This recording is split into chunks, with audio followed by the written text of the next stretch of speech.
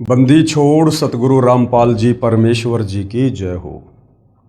परमपिता परमात्मा सारी सृष्टि के रचनहार कुल मालिक असंख्य ब्रह्मांडों के स्वामी जगत गुरु तीनों लोकों में प्रवेश करके सबका धारण पोषण करने वाले राजाधिराज आत्माधार नाथों के नाथ देवों के देव महादेव सर्वेश्वर महेश्वर मृत्युंजय अजरो अमर आदि अनादि सनातनी प्रभु जगत पिता जगदीश्वर श्री श्री 1008 की उपाधि के वास्तविक अधिकारी अकाल मूर्त शब्द स्वरूपी राम वासुदेव सर्वगतम ब्रह्म परम पूज्य प्रथम पूज्य परम संत परम पुरुष परम धनी परम दयालु सत्य कबीर हक्का कबीर अल्लाहु कबीर अल्लाहु अकबर बाखबर अल्लाह ताला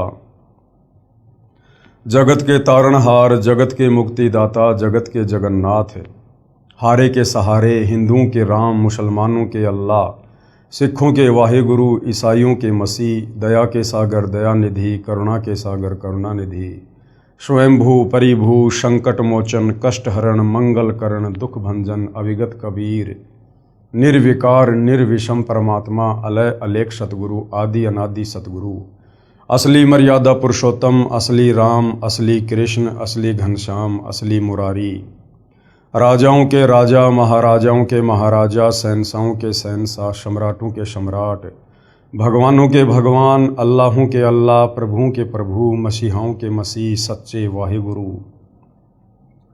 बाबाओं के बाबा पीरों के पीर सेठों के सेठ जगत सेठ सावड़सा सेठ सर्वगुण संपन्न अनंत कोटि कलाओं के स्वामी अनंत कोटि ब्रह्मांडों के नायक योगियों में महायोगी ध्यानियों में महाध्यानी सिद्धों में परम सिद्ध ज्ञानियों में तत्व ज्ञानी ब्रह्म ज्ञानी महाज्ञानी परम ज्ञानी सर्वश्रेष्ठ ज्ञानी विज्ञानी युवा कबीर समर्थ कबीर असमवात अमित ओजा सच्चे रहनुमा करीम अल्लाह सुभान अल्लाह दुनिया के अंतिम पैगंबर 8 सितंबर 1951 से गांव धनाना जिला सोनीपत हरियाणा भारतवर्ष की पावन भूमि पे प्रकट रियल कल्कि भगवान श्री नारायण साकार हरि श्री बाबा साहेब नूर अनंत परमात्मा सच्चे दरवेश सच्चे बाखबर संत श्रोमणी सतगुरु रामपाल जी परमेश्वर जी के चरण कमल में आप और हम सभी भाई बहनों का अनंत कोटि दंडवत प्रणाम।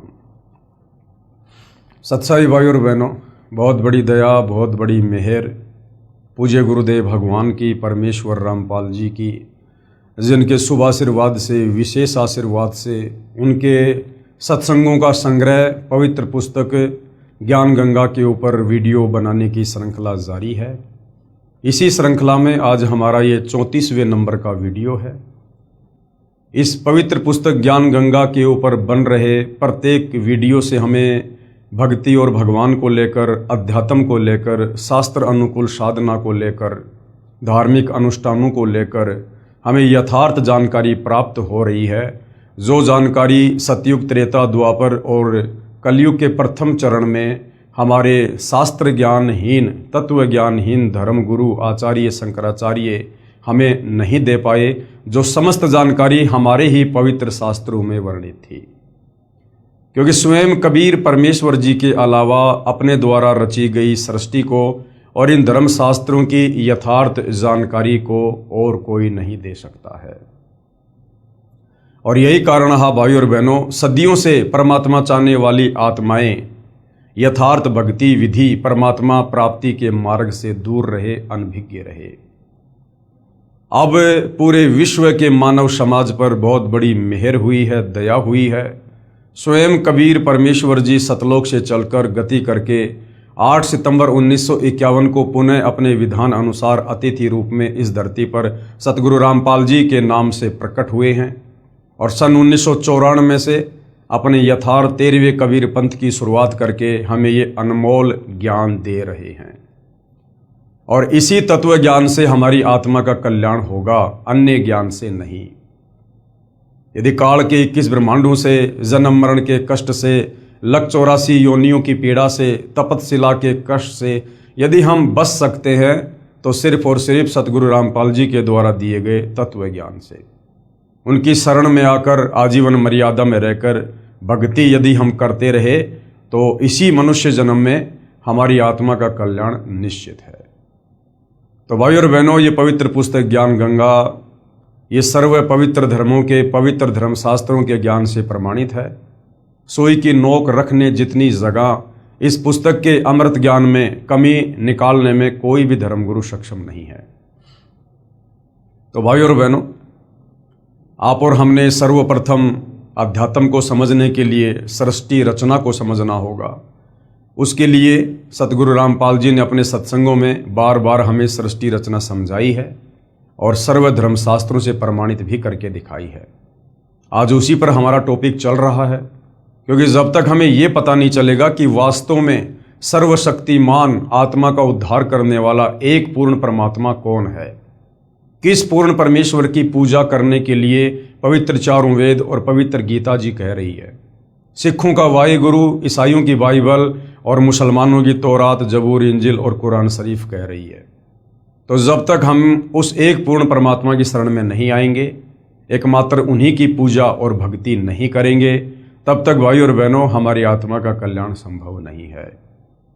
तो इस पवित्र पुस्तक में बार बार समझाया जा रहा है कि हम जिनको सर्वश्रेष्ठ परमात्मा मानकर, अजरो अमर मानकर, अविनाशी मानकर, जिन ब्रह्मा विष्णु महेश की जो एक एक गुण से युक्त हैं, रजोगुण ब्रह्मा जी, सतोगुण विष्णु जी, तमोगुण शंकर जी, हम इन्हीं की आदि अधूरी साधना पर केंद्रित हो गए, हमारे नादान तत्व ज्ञानहीन धर्म गुरुओं के कहने पर, और हमेशा जन्म और मरण में ही रहे। तो जब तक हमें ये पता नहीं चलेगा कि इन देवी देवताओं से ऊपर, ब्रह्मा विष्णु महेश से ऊपर, काल और दुर्गा से ऊपर कौन है वो पूर्ण परमात्मा जो हमें जन्म और मरण के कष्ट से छुटकारा दिलवा सकते हैं, तब तक भाई और बहनों हम भक्ति मार्ग पर दृढ़ता से कदम आगे नहीं रख सकते। तो आज इस पवित्र पुस्तक ज्ञान गंगा में गीता जी और वेदों के अनुसार क्या ब्रह्मा और विष्णु और महेश की पूजा शास्त्र अनुकूल है? क्या ब्रह्मा विष्णु महेश पूजा के योग्य हैं? क्या ब्रह्मा विष्णु महेश की पूजा से हमारी आत्मा का कल्याण संभव है? क्योंकि भाई और बहनों, हमने बार बार हमने इन चीज़ों को देखना पड़ेगा, पढ़ना पड़ेगा, समझना पड़ेगा। बच्चा शुरुआत में स्कूल में जाता है, टीचर साल भर तक उसे वही बातें बार बार प्रतिदिन समझाता है। A for apple, B for ball, बार बार पूरी साल भर, तब कहीं जाकर उस बच्चे के दिलो दिमाग में वो बात बैठती है कि हाँ, ए फॉर क्या होता है, बी फॉर क्या होता है। तो इसी प्रकार आध्यात्मिक ज्ञान के मामले में, चाहे देश का राष्ट्रपति हो, चाहे ब्रह्मा विष्णु महेश हो, हम सब नादान बालक हैं और सतगुरु रामपाल जी हमारे परमपिता परमेश्वर हैं, हमारे टीचर हैं, और टीचर ने बच्चे की बुद्धि के अनुसार वो चीज़ें समझानी होती हैं। तो जब तक हमारे दिलो दिमाग में ये चीज़ इन शास्त्रों को देखकर जो यथार्थता है घर नहीं करेगी कि वास्तव में ब्रह्मा विष्णु महेश नासवान हैं, ये जन्म और मरण में हैं, ये सर्वशक्तिमान भगवान नहीं हैं, इनकी पूजा गीता जी मना कर रही है, तब तक भाई और बहनों उस सुप्रीम गॉड तक हमारी सुरती कैसे पहुंचेगी? तो पवित्र पुस्तक ज्ञान गंगा पेज नंबर 275, यथार्थ ज्ञान प्रकाश विषय। रजगुण ब्रह्मा जी यानी श्री ब्रह्मा जी जो दुर्गा के बड़े बेटे हैं, काल के बड़े बेटे हैं, यानी काल और दुर्गा ब्रह्मा विष्णु महेश के माता पिता हैं। तो रजगुण श्री ब्रह्मा जी हैं, यानी ब्रह्मा जी को रजोगुण से युक्त किया हुआ है। सतगुण श्री विष्णु जी हैं, यानी विष्णु जी को सतोगुण से युक्त किया हुआ है, तथा तमगुण शिव जी यानी शंकर जी को तमोगुण से युक्त कर रखा है। इन त्रिदेवों की पूजा व्यर्थ कही है। इन तीनों देवताओं की पूजा गीता जी में मना है, व्यर्थ है। क्या कहा गुरुदेव ने? यही गीता ज्ञान दाता प्रभु कौन? ये काल ब्रह्मा विष्णु महेश का पिता, जो श्री कृष्ण जी में प्रेतवत प्रवेश करके महाभारत युद्ध के दौरान अर्जुन को गीता जी का ज्ञान बता रहा है। यही गीता ज्ञान दाता प्रभु श्रीमद् भगवद गीता अध्याय 7 श्लोक 12 से 15 तक में कह रहा है कि तीनों गुणों, अब तीन गुण कौन हैं? हम मार्कंडे पुराण से, देवी भागवत से हम क्लियर कर चुके हैं, समझ चुके हैं कि तीन गुण हैं, रजगुण, सतगुण, तमगुण।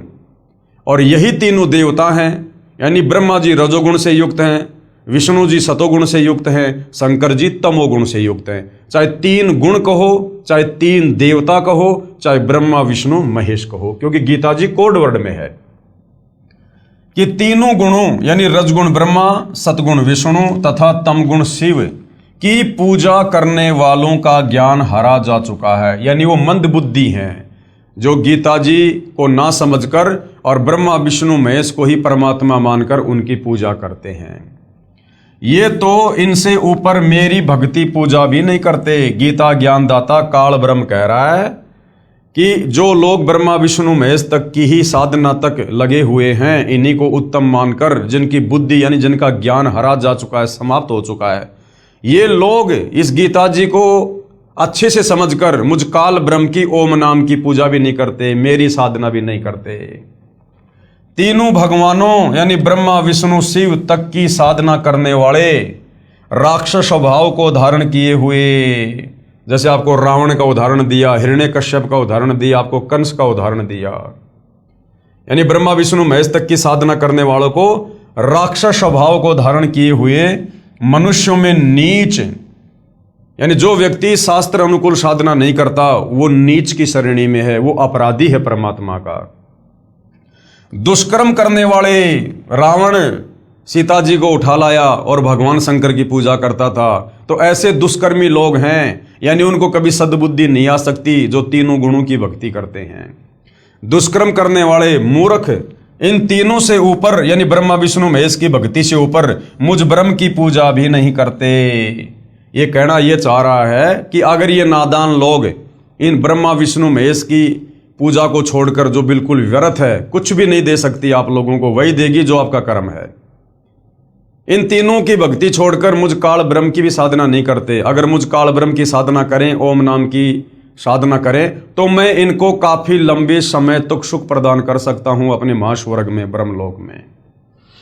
लेकिन ब्रह्मलोक तक गए हुए प्राणी भी वापस पुनरावृत्ति में हैं, जन्म और मरण में हैं। लक 84 योनि में गधे कुत्ते बनने से नहीं बच सकते, चाहे काल की ब्रह्म साधना भी क्यों ना कर लो, क्योंकि खुद ये काल आगे चलकर गीता ज्ञान देते समय अध्याय 7 श्लोक नंबर 18 में कह रहा है कि ये ज्ञानी आत्मा है तो अच्छी, उदार, नेक, परंतु ये मुझ काल की घटिया साधना में संलग्न है।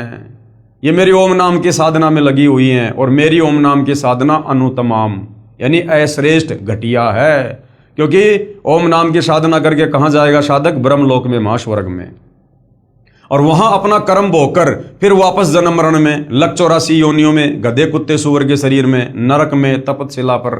तो काल कह रहा कि मेरी ओम नाम की साधना भी घटिया है, लेकिन ये जो अच्छी आत्मा है, ज्ञानी आत्मा है, इनको वेद समझ में नहीं आई, गीता समझ में नहीं आई, क्योंकि इनको तत्वदर्शी संत नहीं मिला, जिस कारण से इन्होंने इन चारों वेदों से गीता जी से एक ओम नाम को सेलेक्ट कर लिया पूर्ण परमात्मा का जानकर। लेकिन इन नादानों को क्या पता कि वो ओम नाम तो मुझ काल का है।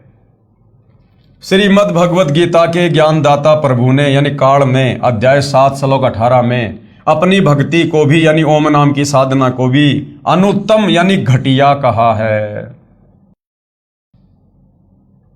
इसलिए अध्याय 15 श्लोक 4 तथा अध्याय 18 श्लोक 62 व 66 में किसी अन्य परमेश्वर की शरण में जाने को कहा है। इसलिए गीता ज्ञानदाता काल ब्रह्म अपने से अन्य उस परम अक्षर ब्रह्म की, उस तत्व ब्रह्म की, कबीर परमेश्वर की शरण में जाने को अर्जुन को कह रहा है। जिस समय गीता जी का ज्ञान बोला जा रहा था उससे पहले न तो 18 पुराण थे और न ही कोई 11 उपनिषद व 6 शास्त्र ही थे, जो बाद में ऋषियों ने अपने अपने अनुभव की पुस्तकें रची है। उस समय केवल पवित्र चारों वेद ही रूप में प्रमाणित थे और उन्हीं पवित्र चारों वेदों का सारांश पवित्र गीता जी में वर्णित है। अब आगे परमेश्वर हमें क्या समझाना चाह रहे हैं कि पुण्यात्माओं, परमात्मा की भक्ति से और भक्ति से जो लाभ होते हैं उससे मानव समाज, भगत समाज क्यों दूर बैठा रहा? क्योंकि हमें ज्ञान कौन समझाता? जो लोग शास्त्रों को पढ़ते हैं, जिनको संस्कृत का ज्ञान था, जिनको हम विद्वान कहा करते थे, पंडित लोग, ब्राह्मण लोग, इन्होंने ठेका ले रखा था शास्त्रों को पढ़ने का और दुनिया को भक्ति के बारे में बताने का। और ये स्वयं तत्व ज्ञानहीन थे। इनको संस्कृत भाषा का ज्ञान जरूर था, लेकिन ये शास्त्रों के सार को नहीं समझ पाए, क्योंकि शास्त्रों के सार को किसी भाषा से नहीं बल्कि तत्व ज्ञान से समझा जाएगा। अब जैसे भाई और बहनों, आज आप और हम जितने भी सतगुरु रामपाल जी के फॉलोवर हैं, 1-2% को छोड़कर किसी को भी संस्कृत भाषा नहीं आती है, किसी को भी संस्कृत की ABCD का नहीं पता। लेकिन उसके बावजूद भी हमने सतगुरु रामपाल जी से तत्व ज्ञान लेकर इन तमाम धर्मों के तमाम धर्मशास्त्रों के गूढ़ रहस्यों को समझ लिया है, जो ये संस्कृत के विद्वान भी नहीं समझ पाए, मनु जैसे ब्रह्मा विष्णु महेश भी नहीं समझ पाए। उस गूढ़ ज्ञान को संस्कृत में लिखे शास्त्रों से आप और हम भाई बहनों ने अपने पूज्य गुरुदेव सतगुरु रामपाल जी के आशीर्वाद से, उनके द्वारा प्रदान तत्व ज्ञान आधार से समझ लिया। तो शास्त्रों को समझने के लिए भाषा की नहीं बल्कि सच्चे गुरु की और तत्व ज्ञान की आवश्यकता है। तो आज से पहले क्या किया करते थे ये नादान पंडित, ये ब्राह्मण, ये वेदों के विद्वान जो बने हुए थे तथाकथित तौर पर, इन्होंने वेद घोट लिए, मुंह जबानी याद कर लिए इन्होंने सारे श्लोक अध्याय, और उसके बाद ये क्या करते थे, ये इकट्ठे होकर और ये शास्त्रार्थ किया करते थे। 2 पंडित आपस में बैठ जाया करते थे, आधे उसके पक्ष में आधे उसके पक्ष में, या वैसे लोग बैठ जाया करते थे। और उस समय वो जो शास्त्रार्थ किया करते थे वो संस्कृत में ज्यादा बोला करते थे, संस्कृत में। और आम व्यक्ति जो शास्त्रार्थ को सुनने के लिए जाया करते थे उनको बेचारों को संस्कृत आती नहीं थी, क्योंकि उस समय एक ब्राह्मण वर्ग के अलावा किसी अन्य को पढ़ने का अधिकार प्राप्त नहीं था। तो वो जो श्रोतागण थे जिनको संस्कृत भाषा का ज्ञान नहीं था, शास्त्रों का ज्ञान नहीं था, वो कैसे निर्णय करते थे कि कौन विद्वान है कौन विद्वान नहीं है। जो सबसे ज्यादा संस्कृत बोलता रहता, एक दूसरे के ऊपर हावी हो जाता, उसको अंत में वो अनपढ़ श्रोतागण विजय घोषित कर दिया करते थे कि वाह पंडित जी वाह, आधे घंटे से रुक ही नहीं रहा संस्कृत बोलने से। जबकि श्रोताओं को ये नहीं पता कि वो संस्कृत में गालियां दे रहा है या शास्त्रों के श्लोक बोल रहा है या अपने घर की रामायण बोल रहा है, उन्हें कुछ नहीं पता था। लेकिन जो जितना ज्यादा बोल लेता था दूसरे पर हावी हो जाता था, उन नादान श्रोताओं के अनुसार वही विजयी हो जाता था और वो श्रोता तालियां पीट दिया करते थे। तो इस कारण से भाई और बहनों, ये तथाकथित धर्मगुरु समाज में विद्वान बने रहे, और इन शास्त्रों का ज्ञान ना होने के चलते आप और हम भाई बहन मूर्ख बने रहे। अब परमेश्वर रामपाल जी ने आकर दया की है। इस कलयुग की बिचली पीढ़ी का समय परमेश्वर ने पहले से भक्ति युग निर्धारित किया, आप और हमें शिक्षा दी, ये वैज्ञानिक उपकरण दिए, सर्व धर्मशास्त्रों को आज परमात्मा ने सुलभ करवाया, इनको प्रिंट करवाया, जगह जगह गांव गांव नगर में पहुंचाया। साथ में परमेश्वर ने संस्कृत से सभी भाषाओं में ट्रांसलेट करवाया, अनुवाद करवाया, ताकि आम व्यक्ति आसानी से इनको पढ़ सके। साथ में परमेश्वर ने टीवी, कंप्यूटर, मोबाइल दे दिए, ताकि अपने मोबाइल में जब चाहे जिस अध्याय को, जिस श्लोक को, जिस भाषा में पढ़ सके। ऐसी सुविधा परमेश्वर ने आप और हमारी आत्मा के कल्याण के लिए सुलभ करवाई, जो असंभव थी। तो क्या कहते हैं गुरुदेव, शास्त्रार्थ ने परमेश्वर के तत्व ज्ञान को उलझाया। इस शास्त्रार्थ ने अर्थात ज्ञान चर्चा ने कब, परमेश्वर सतगुरु रामपाल जी के धरती पर आने से पहले जो ये ज्ञान चर्चा हुआ करती थी इन संस्कृत के विद्वानों की, इस शास्त्रार्थ ने, उस प्रकार की ज्ञान चर्चा ने केवल परमेश्वर के ज्ञान को, इन शास्त्रों के ज्ञान को उलझाया है, सुलझाया नहीं है। शास्त्रार्थ कैसे होता था, यानी ज्ञान चर्चा कैसे हुआ करती थी? 2 विद्वान प्रश्न उत्तर किया करते थे तथा श्रोतागण भी बहुत संख्या में शास्त्रार्थ यानी ज्ञान चर्चा सुनने के लिए विराजमान होते थे। हार जीत का फैसला श्रोताओं के हाथ में होता था, जो अनपढ़ थे, जिन्हें स्वयं ज्ञान नहीं कि ये क्या कह रहे हैं। जिसने ज्यादा संस्कृत लगातार उच्चारण की तो श्रोतागण ताली बजाकर विजयी होने का प्रमाण देते थे। इस तरह विद्वानों की हार जीत का फैसला अविद्वानों के हाथों में था। इसका प्रमाण गुरुदेव भगवान ने दिया है। पुस्तक है श्री मद दयानंद प्रकाश, लेखक श्री सत्यानंद जी महाराज, प्रकाशक है सार्वदेशिक आर्य प्रतिनिधि सभा 3/5 महर्षि दयानंद भवन, रामलीला मैदान, नई दिल्ली 2। गंगा कांड 8वां सर्ग, पेज नंबर 89 पर से ज्यों का त्यों। लेख 3 दिन तक प्रति साय यानी रोजाना शाम को कृष्णानंद जी और स्वामी कौन, दयानंद जी का शास्त्रार्थ होता रहा। एक दिन शास्त्रार्थ के समय किसी ने कृष्णानंद जी से साकारवाद का अवलंबन किया और इसी पर शास्त्रार्थ चलाया। स्वामी जी का यानी दयानंद जी का तो ये मन चाहता विषय था। उन्होंने धारा प्रवाह संस्कृत बोलते हुए निराकार सिद्धांत पर वेदों और उपनिषदों के प्रमाणों की एक लड़ी पिरो दी और कृष्णानंद जी को उनका अर्थ मानने के लिए बाधित किया। कृष्णानंद कोई प्रमाण ना दे सका, केवल गीता का ये श्लोक यदा यदा ही धर्मस्य ग्लानि भवति भारत लोगों की ओर मुंह करके पढ़ने लगा। कृष्णानंद जी कहने लगा, रे भैया गीता जी कह रही है कि भगवान साकार है, यदा यदा ही धर्मस्य ग्लानि भवति भारत, यानी जब जब धरती पर अधर्म का बोलबाला होता है, धर्म की हानि होती है, पाप बढ़ता है, तो मैं अपने अंश अवतार सर्जन करता हूं। तो अंश अवतार आएगा तो वो शरीर में आएगा, साकार होगा। तो कृष्णानंद जी तो सही कह रहे थे कि भाई भगवान साकार है, निराकार नहीं है, लेकिन दयानंद जी ने दोहरा प्रवाह संस्कृत बोलकर और भगवान को जबरदस्ती निराकार साबित कर दिया। स्वामी जी ने गरज कर कहा कि आप वाद मेरे साथ करते हैं, इसलिए मुझे ही अभिमुख कीजिए। यानी कृष्णानंद तू मेरे साथ में ज्ञान चर्चा कर रहा है तो मेरी तरफ मुंह करके बात कर, लोगों को गीता लेके क्या समझा रहा है उस तरफ मुंह करके। परंतु उसके तो विचार ही उखड़ गए थे, वह चौकड़ी ही भूल चुका था। अब बेचारा कृष्णानंद क्या करे, जनता ने ताली पीट दी दयानंद जी के लिए, दौरा परवा संस्कृत बोल रहा था, सत्य होते हुए बेचारा क्या करे, चुप हो गया। मुख में झाग आ गए, गले में घिग्गी बंध गई, चेहरा फीका पड़ गया, किसी प्रकार लाज रह जाए। इससे उसने तर्क शास्त्र की शरण लेकर स्वामी जी को कहा कि अच्छा लक्षण का लक्षण बताइए।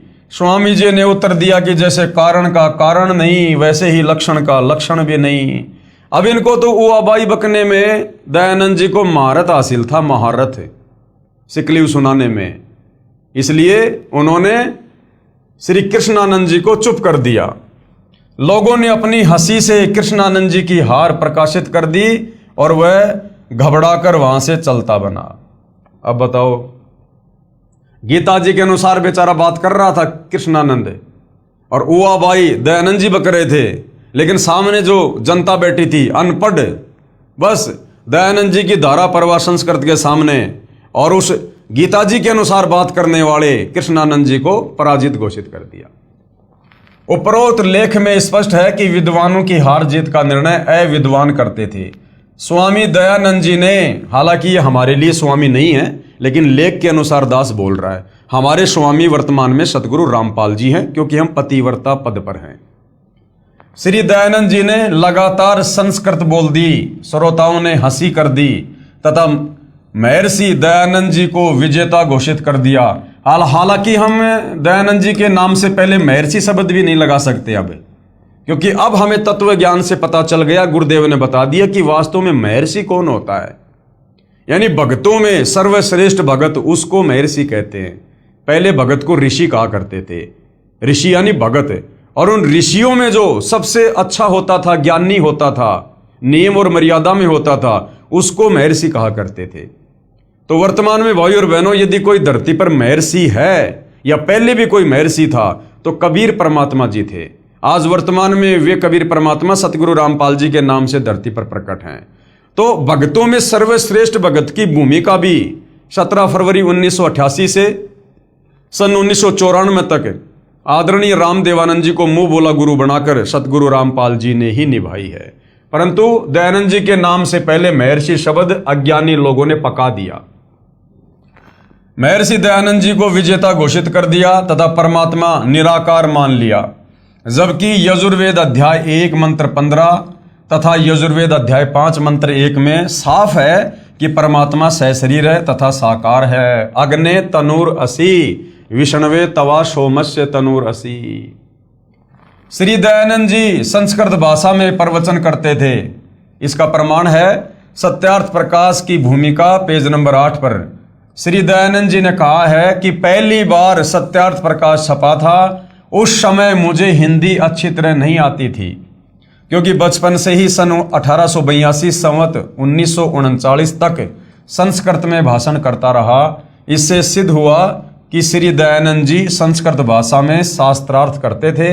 संवत 1939 यानी 1882 में सत्यार्थ प्रकाश को दोबारा छपवाने के 1 वर्ष बाद सन 1883 में श्री दयानंद जी का निधन हो गया। स्पष्ट हुआ कि निधन के 1 वर्ष पूर्व ही श्री दयानंद जी ने हिंदी भाषा को जाना।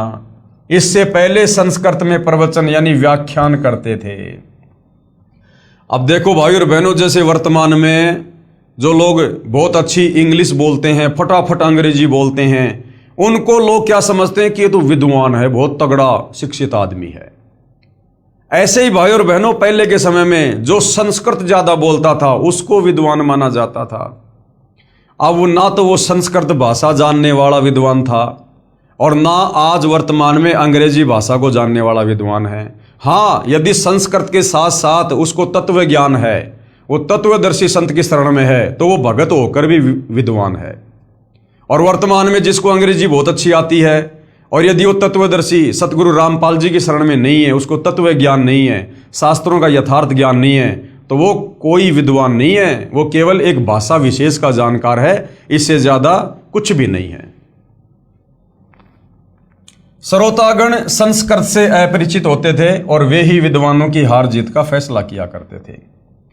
अब ये दासों का भी दास यानी स्वयं को सतगुरु रामपाल जी का अधीन भाव में दर्शाते हुए आप और हमें शिक्षा देते हुए कह रहे हैं कि अब ये दासों का भी दास रामपाल दास चाहता है कि सभी पवित्र धर्मों की परमात्मा चाहने वाली पुण्यात्माएं तत्व ज्ञान से परिचित हो जाएं, तब स्वयं लाल व लालड़ी की परख यानी पहचान कर लिया करेंगे।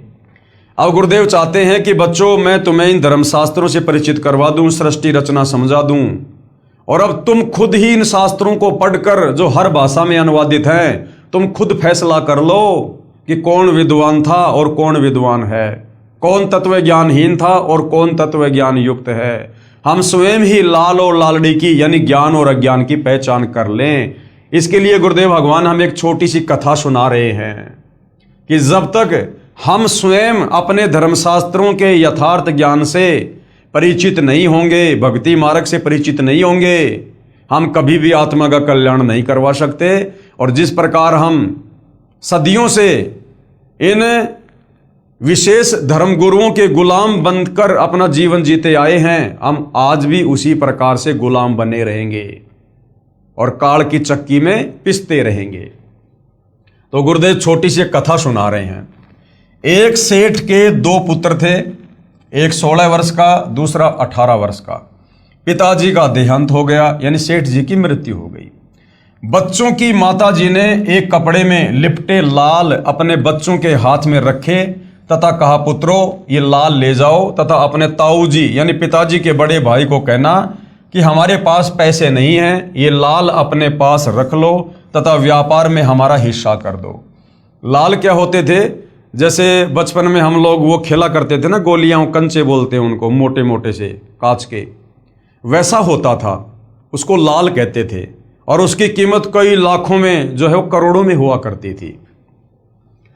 तो जिस सेठ की मृत्यु हो गई थी, जिसके 2 बच्चे थे, उन बच्चों की माताजी ने कहा कि बच्चों ये लाल रखे मेरे पास में तुम्हारे पिताजी के समय के, और तुम ये अपने ताऊ जी के पास ले जाओ और ताऊ जी से कहो कि ताऊ जी हमारे पिताजी की मृत्यु हो चुकी है और हमारे पास कोई काम धंधा नहीं है और ये लाल हमारे पिताजी के समय के रखे हुए हैं, आप इनको ले लो और हमें भी अपने बिजनेस में पार्टनरशिप दे दो।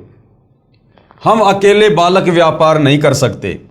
दोनों बच्चे माताजी के दिए हुए लालों को लेकर अपने ताऊ जी के पास गए तथा जो माताजी ने कहा था वो प्रार्थना की। उस सेठ यानी ताऊ जी ने लालों को देखा तथा बच्चों की प्रार्थना स्वीकार करके कहा, पुत्र इन लालों को अपनी माताजी को दे आओ, यानी लाल वापस दे आओ अपनी माताजी को और कह देना संभाल कर रख लेगी, और आप मेरे साथ दूसरे शहर में चलो, मुझे बहुत उधार माल मिल जाता है, यानी मेरी गुडविल बहुत अच्छी है, वापिस आकर इन लालों को प्रयोग कर लेंगे।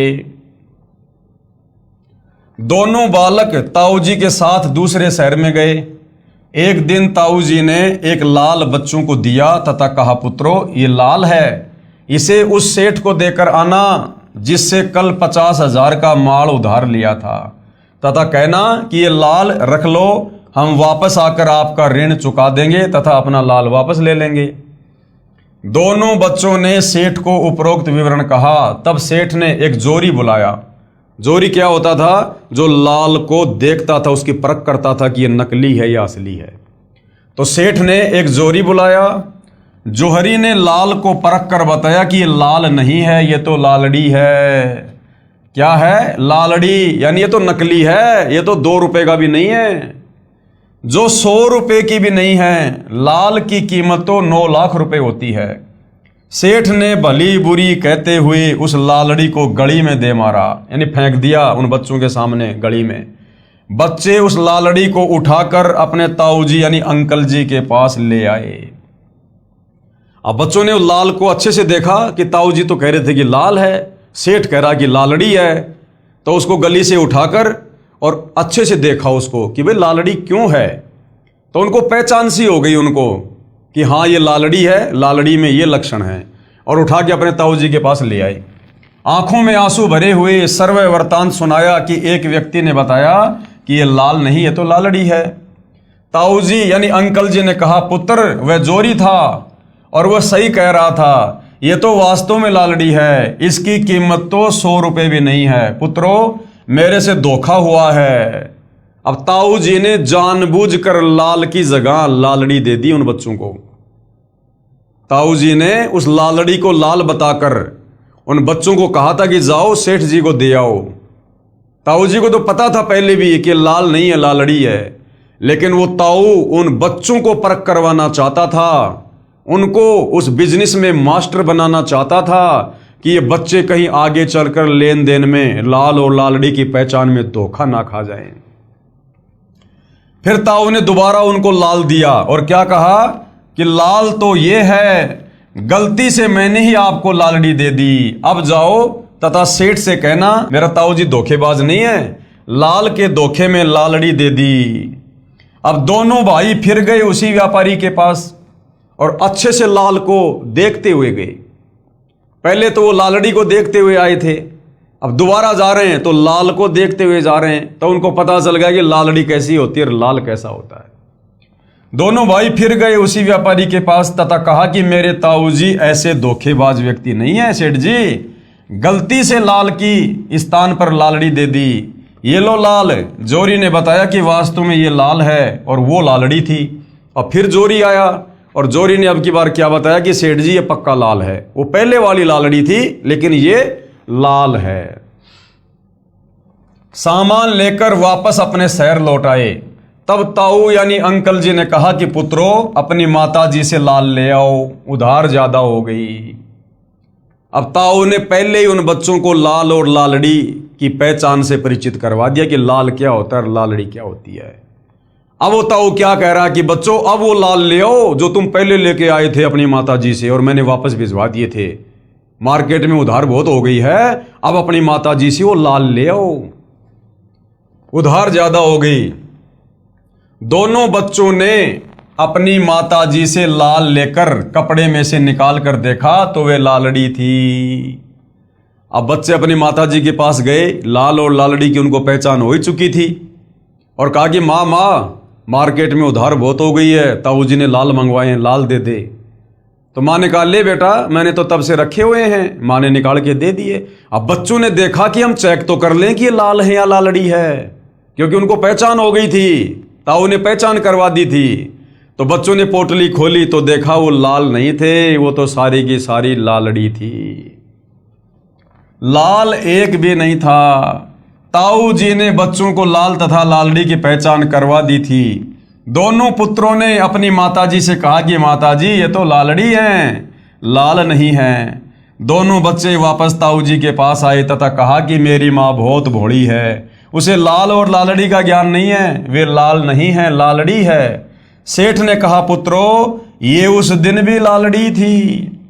अब ताऊ जी ने क्या कहा सेठ ने कि बच्चों ये उस दिन भी लालड़ी थी जब तुम पहली बार मेरे पास लेके आए थे, लेकिन बच्चों उस समय तुम्हें लाल और लालड़ी का ज्ञान नहीं था। और यदि मैं उस दिन ये कह देता कि बच्चों ये लाल नहीं ये तो लालड़ी हैं, तो तुम्हारे मन में दोष आता, तुम्हारी माँ के मन में दोष आता कि हमारे पिताजी मर गए, इसलिए अब ताऊ जी हमें अपने बिजनेस में हिस्सेदार नहीं बनाना चाहते। तुम्हारे मन में दोष आ जाता। अब बच्चों मैंने तुम्हें लाल और लालड़ी की पहचान करवा दी है, अब तुम खुद निर्णय कर सकते हो। इसी प्रकार भाई और बहनों, सतगुरु रामपाल जी यदि आप और हमें अपने मुख कमल से इन धर्म शास्त्रों के विषय में, इन धर्म गुरुओं के अज्ञान के विषय में, ब्रह्मा विष्णु महेश की जन्म मृत्यु के विषय में यदि हमें अपने मुंह जबानी कुछ बोलते, तो आप और हम नादान जो शास्त्रों की पहचान से परिचित नहीं थे, इन देवी देवताओं की समर्थता से परिचित नहीं थे, इन धर्म शास्त्रों से परिचित नहीं थे, आप और हम पूज्य गुरुदेव भगवान की बातों को कभी भी स्वीकार नहीं करते और मन में ना जाने तरह तरह के दोष पैदा कर लेते कि ऐसे ऐसे बड़े बड़े संस्कृत के विद्वान जिन्होंने इन शास्त्रों को दिन रात पढ़ा है, लोगों को बताया है, क्या वो मूर्ख हैं? सतगुरु रामपाल जी जिन्होंने कभी संस्कृत नहीं पढ़ी हैं, जिनके खानदान में कभी कोई सत्संगी नहीं था, कोई संस्कृत का ज्ञाता नहीं था, और ये अपने आप को कह रहे हैं कि मैं ही हूं इन सभी धर्मशास्त्रों का ज्ञाता, तो हमारे मन में ना जाने क्या क्या दोष प्रकट हो जाते और हम भगवान की भक्ति से वंचित हो जाते। इसलिए सतगुरु रामपाल जी ने आप और हमें पहले इन्हीं धर्मशास्त्रों को दिखा दिखाकर, इन्हीं धर्म गुरुओं के अनुवादों को दिखा दिखाकर आज आप और हमें लाल और लालड़ी से, विद्वान और अविद्वान से, इन धर्म शास्त्रों में लिखी गूढ़ सच्चाई से परिचित करवा दिया कि तुम्हारे ब्रह्मा विष्णु महेश कहाँ तक के भगवान है, कितने समर्थ हैं, अविनाशी है या नाशवान हैं, दुर्गा और काल ये कौन हैं, क्यों यहाँ पर अपना कर्म भोग रहे हैं, क्या इनकी भक्ति शास्त्रों में उत्तम है या अनुत्तम है। आज सारी बातों की जानकारी हमें गुरुदेव भगवान ने करवा दी, लाल और लालड़ी की पहचान करवा दी। अब हमें कोई अध्यात्म के मामले में, भक्ति मार्ग के मामले में, भगवान की पहचान के मामले में धरती पर कोई धोखा नहीं दे सकता। तो ताऊ जी ने क्या कहा? सेठ ने कहा, पुत्रो ये उस दिन भी लालड़ी थी जिस दिन मेरे पास लेकर आए थे। यदि मैं लालड़ी कह देता तो आपकी माता जी कहती कि मेरा पति नहीं रहा, इसलिए अब मेरे लालों को भी लालड़ी बता रहा है। पुत्रो आज मैंने आपको ही लाल तथा लालड़ी की परख यानी पहचान करने योग्य बना दिया, अब आपने स्वयं फैसला कर लिया। तो आज सतगुरु रामपाल जी ने अपने तत्व ज्ञान से, सृष्टि रचना से, धर्मशास्त्रों को दिखा दिखाकर और पूरे विश्व के मानव समाज को, जो परमात्मा चाहने वाली आत्मा है, उन सबको धर्मशास्त्रों की और इन देवी देवताओं की यथार्थता से परिचित करवा दिया। आज हमें कोई धोखा नहीं दे सकता। विशेष इसी प्रकार आज ये दास यानी सतगुरु रामपाल जी स्वयं के लिए कह रहे हैं, इसी प्रकार आज ये दास यही चाहता है कि तत्व ज्ञान को जन जन तक पहुंचाऊं तथा शास्त्रों के प्रमाण देखकर आप स्वयं परख यानी पहचान करने योग्य होकर संत असंत को पहचान सको कि वास्तव में धरती पर पूर्ण संत कौन है। या ये बड़े बड़े संस्कृत बोलने वाले विद्वान गले में ये रुद्राक्ष की माला पहन के, लंबा लंबा चोटा, लंबी लंबी दाढ़ी, मूछ या गेरवा, लाल पीला सफेद कपड़ा पहनकर जो धूणे लगाकर बड़े बड़े आश्रम खोलकर बैठे हैं आचार्य शंकराचार्य मंडलेश्वर, क्या ये संत हैं? तो आज सतगुरु रामपाल जी ने हमें क्लियर कर दिया, कति साफ कर दिया उन्होंने अध्यात्म को। मन में कोई शंका नहीं हो सकती यदि आप उनके सत्संग कुछ दिन अच्छे से सुन लोगे, रुचि लेकर, निष्पक्ष होकर। शास्त्रार्थ यानी ज्ञान चर्चा विद्वान किया करते थे तथा हार जीत का फैसला अविद्वानों के हाथों में था। ये दास यानी गुरुदेव अपने लिए कह रहे हैं, ये दास चाहता है कि पहले प्रभु प्रेमी पुण्यात्माएं शास्त्रों को समझें, फिर स्वयं जान जाएंगे कि ये संत व महर्षि जी क्या पढ़ाई पढ़ा रहे हैं। अब 650 साल पहले भाई और बहनों, जब कबीर परमेश्वर जी बनारस के काशी में लहरतारा तालाब पर सतलोक से चलकर शिशु रूप में कमल के विकसित फूल पे प्रकट हुए थे और 120 साल तक कबीर परमेश्वर जी ने सन 1398 से 1518 तक एक मनुष्य रूप में उन्होंने लीला की, अपने तत्व ज्ञान को जन जन तक पहुंचाया। लेकिन उस समय के ये जो अविद्वान थे और भोली भाली जनता की नजरों में जो विद्वान बने हुए थे संस्कृत भाषा का ज्ञान होने के चलते, इन्होंने कबीर परमेश्वर जी के सतज्ञान को अपने अज्ञान के माध्यम से ऊपर नहीं आने दिया। अब भाइयों और बहनों, ऐसी भी बात नहीं है कि कबीर परमात्मा कोई कमजोर थे या कबीर परमात्मा के ज्ञान को ये काल प्रेरित, ये साधु संत महात्मा आचार्य शंकराचार्य ये दबाने में सक्षम थे। नहीं, 650 साल पहले आकर कबीर परमेश्वर जी ने कुछ उदाहरण पेश करने थे। 650 साल पहले का समय मोक्ष का प्राइम टाइम नहीं था, इसलिए परमात्मा ने अपनी शक्ति का प्रयोग नहीं करना था।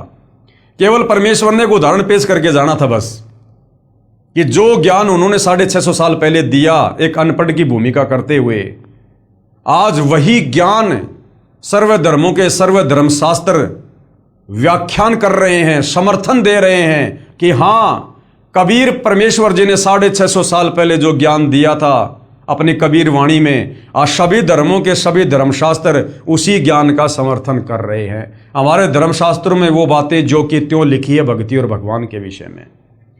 तो 650 साल पहले कबीर परमेश्वर जी एक अनपढ़ व्यक्ति की भूमिका कर रहे थे, अनपढ़ संत की भूमिका में थे। हालांकि उन्हें कोई संत नहीं माना करता था, लेकिन वो तो कबीर परमेश्वर जी की पावर थी, उनके ज्ञान की पावर थी, जो मजबूरन लोगों ने मानना पड़ा। लेकिन जो ये तथा कथित जो शास्त्री थे, पंडित थे, जो विद्वान थे, धर्मगुरु थे, आध्यात्मिक क्षेत्र में जो लोगों का मार्गदर्शन किया करते थे, उन्हीं को पंडित और ब्राह्मण कहते हैं। जाति वालों से कोई संबंध नहीं है। तो इन लोगों ने अपनी अटपट करके और उस समय की जो अनपढ़ जनता थी उस अनपढ़ता का फायदा उठाकर और इन्होंने हमेशा कबीर परमेश्वर जी के ज्ञान को छोटा साबित करने का प्रयास किया। और उस समय एक महर्षि सर्वानंद जी थे, जो अपने आप को तमाम शास्त्रों का ज्ञाता मानते थे, संस्कृत के बड़े विद्वान कहलाते थे, और उन्होंने कबीर परमेश्वर जी के साथ में शास्त्रार्थ किया। हालांकि आगे चलकर वो कबीर जी के शिष्य बन गए, फिर उन्होंने अपनी हार स्वीकार कर ली थी। लेकिन जिस समय सर्वानंद जी का और कबीर परमेश्वर जी का शास्त्रार्थ हो रहा था, वो किस आधार पर हो रहा था? कबीर परमात्मा सत्य बात कह रहे थे और सर्वानंद जी केवल संस्कृत भाषा में ही भाषण दे रहे थे, और वहां भीड़ जो बैठी थी वो अनपढ़ लोगों की थी। तो सर्वानंद जी के मुख से धारा प्रवाह संस्कृत सुनकर और लोगों ने तालियां बजा दी कि सर्वानंद विजयी हुआ और कबीर जी पराजय हुआ। शास्त्रार्थ महर्षि सर्वानंद तथा परमेश्वर कबीर यानी कबीर देव का। एक सर्वानंद नाम के महर्षि थे, उनकी पूज्य माता श्रीमती शारदा देवी पाप कर्म फल से पीड़ित थी। अब बेटा तो महर्षि पकड़ा है, सारे शास्त्रों का विद्वान है, भक्ति और भगवान का अपने से बड़ा किसी को जानकार नहीं समझ रहा, और उसकी माता खुद अपने पाप कर्म के चलते 3 ताप का कष्ट भोग रही थी, शारीरिक पीड़ा से दुखी थी। उसने सर्व पूजाएं व जंत्र मंत्र कष्ट निवारण के लिए वर्षों किए, शारीरिक पीड़ा निवारण के लिए वैद्यों की दवाइयां भी खाई, परंतु कोई राहत नहीं मिली। उस समय के महर्षियों से उपदेश भी प्राप्त किया, परंतु सर्व महर्षियों ने कहा कि बेटी शारदा, ये आपका पाप कर्म दंड प्रारब्ध कर्म का है, यानी तेरे भाग्य में लिखा हुआ है ये, और ये माफ नहीं हो सकता। जबकि वेद कह रहे हैं कि वो परमात्मा घोर से घोर पाप कर्मों को भी क्षमा कर देता है, यदि तत्वदर्शी संत मिल जाए, शास्त्र अनुकूल साधना मिल जाए तो। और वो पंडित जी कहा करते थे कि ये तो तेरे भाग्य में लिखा हुआ, ये तो तेरे कर्म दंड प्रारब्ध का भोग है, और ये क्षमा नहीं हो सकता, ये तो भोगना ही पड़ता है। और क्या उदाहरण दिया करते थे कि भगवान श्री राम ने बाली का वध किया था, उस पाप कर्म का दंड श्री राम यानी विष्णु वाली आत्मा ने श्री कृष्ण बनकर भोगा। श्री बाली वाली आत्मा शिकारी बनी, जिसने श्री कृष्ण जी के पैर में जहरीला तीर मारकर वध किया। तो शारदा, तेरे को भी भोगना ही पड़ेगा। इस प्रकार गुरुजी व महंतों व संतों ऋषियों के विचार सुनकर दुखी मन से भगतमती शारदा अपना प्रारब्ध यानी पाप कर्म का कष्ट रो रो कर भोग रही थी। एक दिन किसी निजी रिश्तेदार के कहने पर, जो रिश्तेदार कबीर परमात्मा की शरण में आकर सुखी हो चुका था उस समय, एक दिन किसी निजी रिश्तेदार के कहने पर काशी में स्वयंभू यानी स्वयं सशरीर प्रकट हुए कबीर देव, कबीर परमेश्वर अर्थात कबीर प्रभु से उपदेश प्राप्त किया तथा उसी दिन कष्ट मुक्त हो गई। क्योंकि पवित्र यजुर्वेद अध्याय 5 मंत्र 32 में लिखा है कि कबीर अंगारी असी, अर्थात कबीर यानी कबीर अंगारी यानी पाप का शत्रु असी मानी है। फिर इसी यजुर्वेद अध्याय 8 मंत्र 13 में लिखा है कि परमात्मा एनस एनस यानी अधर्म के भी अधर्म अर्थात पापों के भी पाप, घोर पाप को भी समाप्त कर देता है।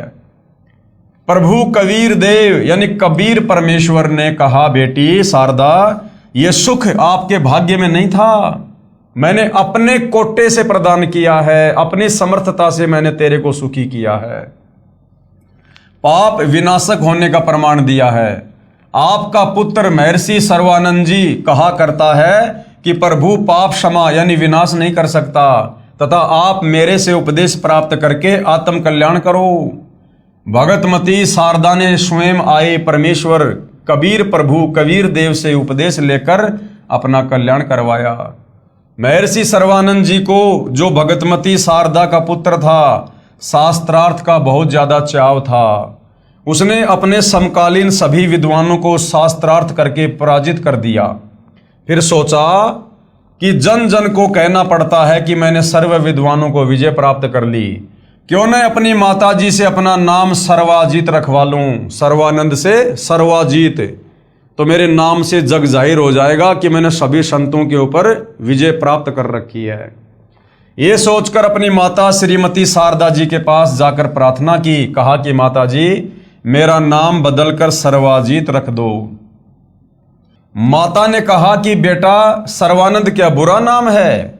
महर्षि सर्वानंद जी ने कहा, माता जी, मैंने सभी विद्वानों को शास्त्रार्थ में पराजित कर दिया है, इसलिए मेरा नाम सर्वाजीत रख दो।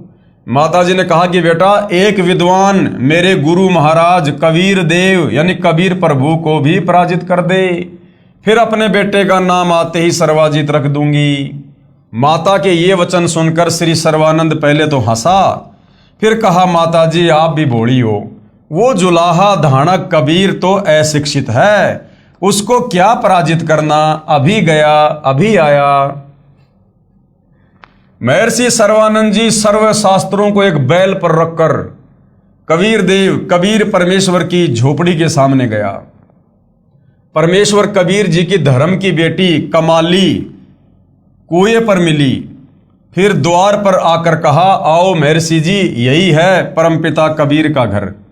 श्री सर्वानंद जी ने लड़की कमाली से अपना लोटा पानी से इतना भरवाया कि यदि जरा सा जल और डाले तो बाहर निकल जाए, तथा कहा कि बेटी, ये लोटा धीरे धीरे ले जाकर कबीर को दे दे, तथा जो उत्तर दे वह मुझे बताना।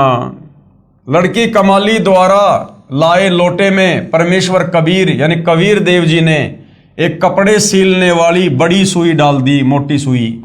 कुछ जल लोटे से बाहर निकलकर पृथ्वी पर गिर गया, तथा कहा, पुत्री, ये लोटा श्री सर्वानंद जी को लौटा दो।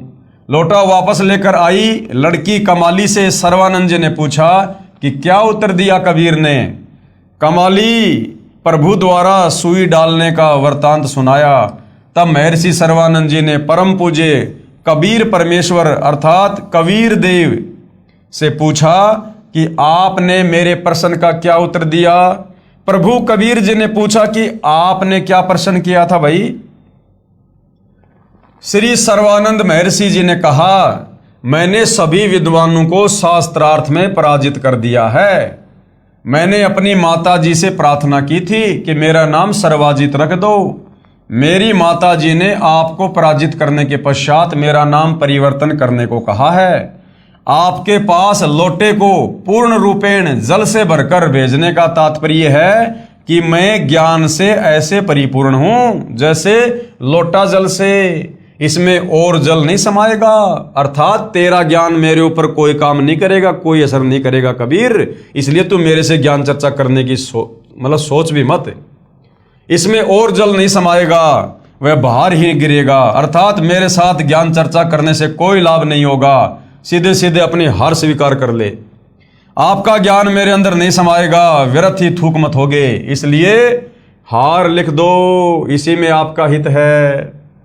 पूज्य कबीर परमेश्वर कबीर देव ने कहा कि आपके जल से परिपूर्ण लोटे में लोहे की सुई डालने का अभिप्राय है कि मेरा ज्ञान यानी तत्व ज्ञान इतना भारी यानी सत्य है कि जैसे सुई लोटे के जल को बाहर निकालती हुई नीचे जाकर रुकी, इसी प्रकार मेरा तत्व ज्ञान आपके असत्य ज्ञान यानी लोकवेद को निकालकर आपके हृदय में समा जाएगा। महर्षि सर्वानंद जी ने कहा प्रश्न करो, और वहां पर सारे जुलाई इकट्ठे हो गए। ओहो आज तो पंडित जी आ गए हो।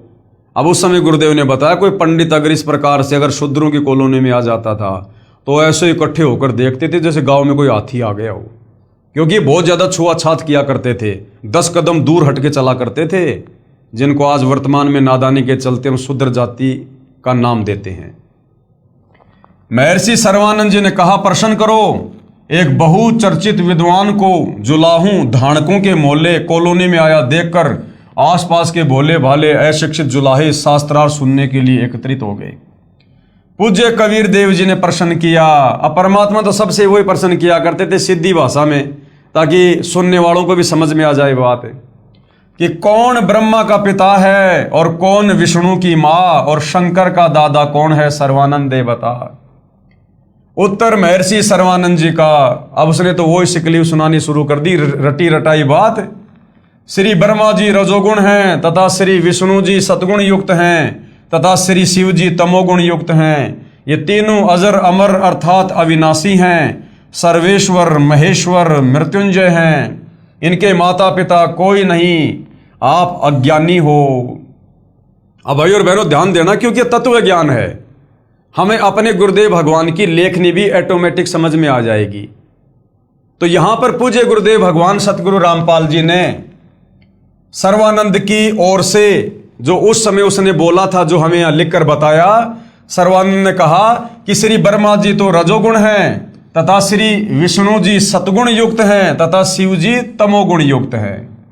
तो भाई और बहनों, जहां तक इस तुच्छ दो कोटि के जीव की बुद्धि काम कर रही है अपने गुरुदेव के आशीर्वाद से, तो उस समय सर्वानंद ने ये नहीं कहा कि ब्रह्मा जी रजोगुण हैं, विष्णु जी सतोगुण हैं और शंकर जी तमोगुण हैं।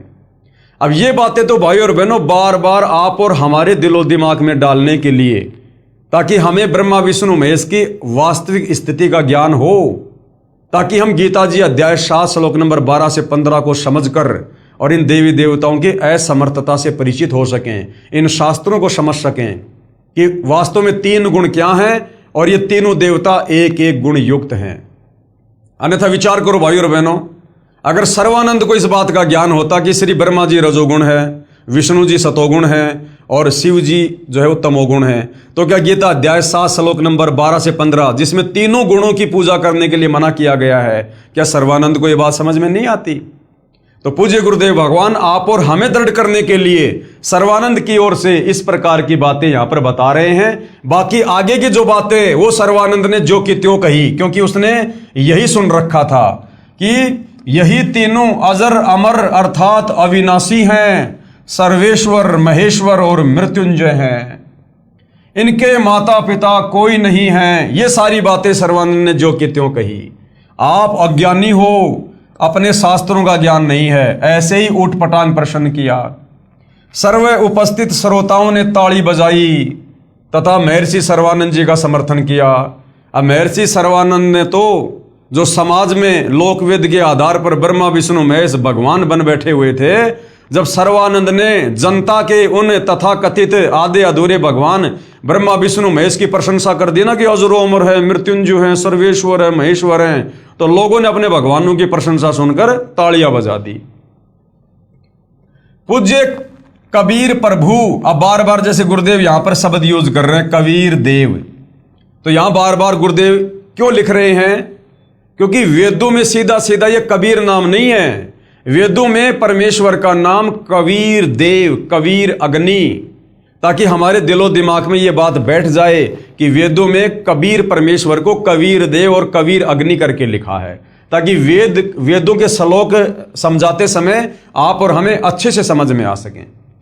पूज्य कबीर प्रभु यानी जिनका वैदिक नाम है कबीर देव जी ने कहा कि महर्षि जी आप श्री मद देवी भागवत पुराण के 3 स्कंद तथा श्री शिव पुराण का 6 तथा 7वां रुद्र संहिता अध्याय प्रभु को साक्षी रखकर गीता जी पर हाथ रखकर पढ़िए तथा अनुवाद सुनाइए।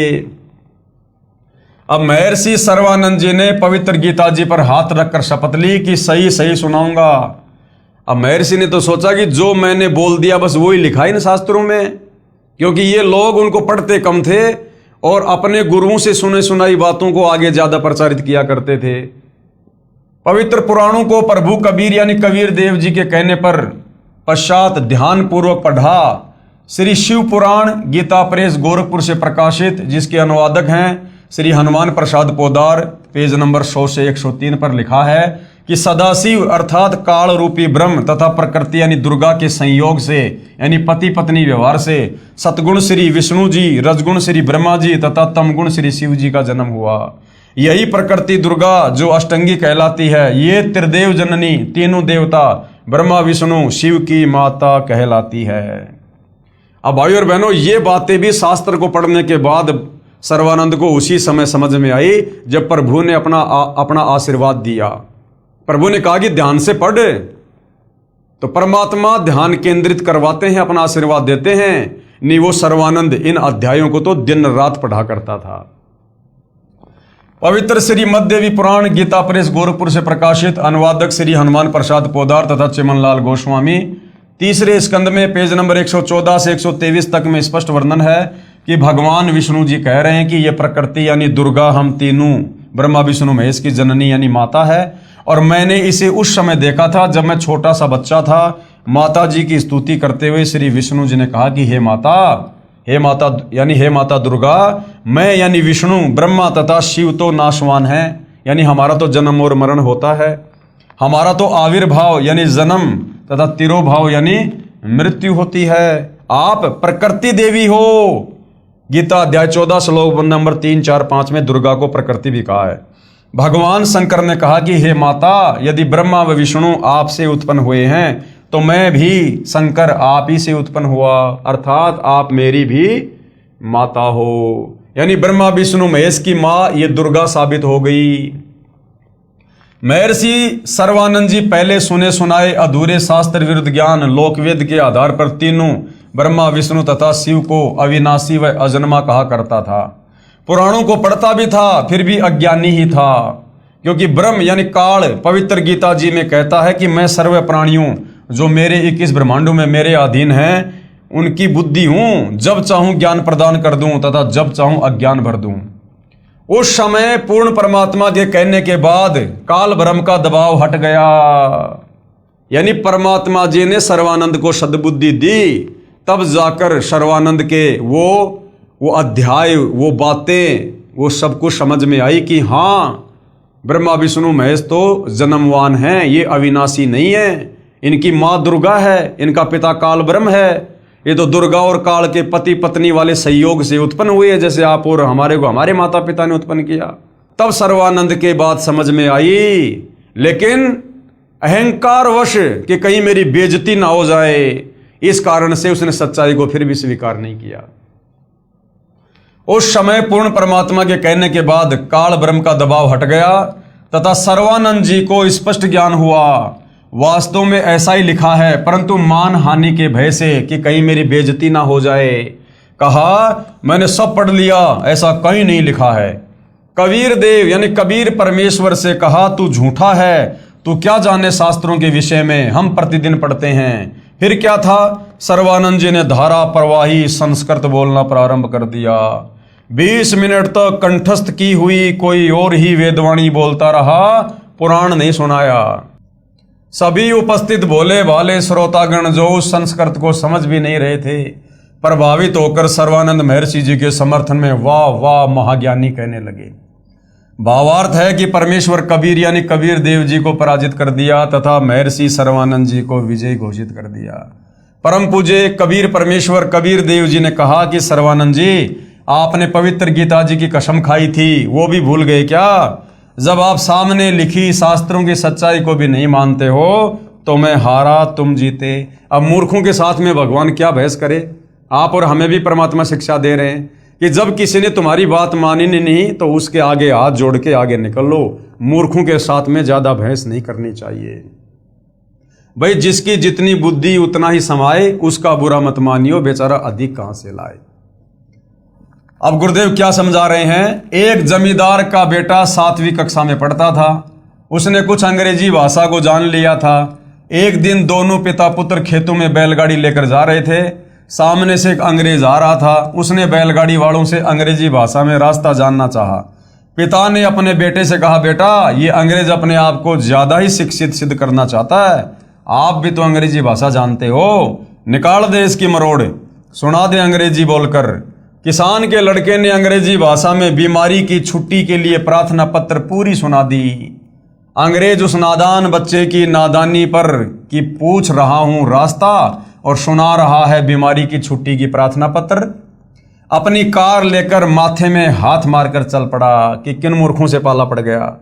किसान ने अपने विजेता पुत्र की कमर थपथपाई तथा कहा, वाह पुत्र, मेरा तो जीवन सफल कर दिया। आज तूने अंग्रेज को अंग्रेजी भाषा में पराजित कर दिया। तब पुत्र ने कहा, पिताजी माई बेस्ट फ्रेंड यानी मेरा खास दोस्त वाली जो एप्लीकेशन थी ना वो भी मेरे को याद है। अगर वो सुना देता तो अंग्रेज कार छोड़कर भाग जाता। इसी प्रकार कबीर देव जी पूछ कुछ रहे हैं और सर्वानंद जी उत्तर कुछ दे रहे हैं। ये शास्त्रार्थ ने घर गाल रखे हैं। ऐसे थे हमारे शास्त्री, इस प्रकार से करते थे ये लोग ज्ञान चर्चा शास्त्रार्थ, जिस कारण से इन शास्त्रों की यथार्थ सच्चाई भगत समाज के बीच में नहीं पहुंच पाई। परम पूज्य कबीर परमेश्वर कबीर देव ने कहा कि सर्वानंद जी आप जीते, मैं हारा। महर्षि सर्वानंद जी ने कहा, लिख कर दे दो, मैं कच्चा काम नहीं करता।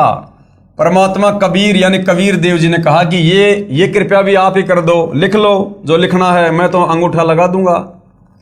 महर्षि सर्वानंद जी ने लिख लिया कि शास्त्रार्थ में सर्वानंद विजयी हुआ तथा कबीर साहिब पराजित हुआ तथा कबीर परमेश्वर से अंगूठा लगवा लिया।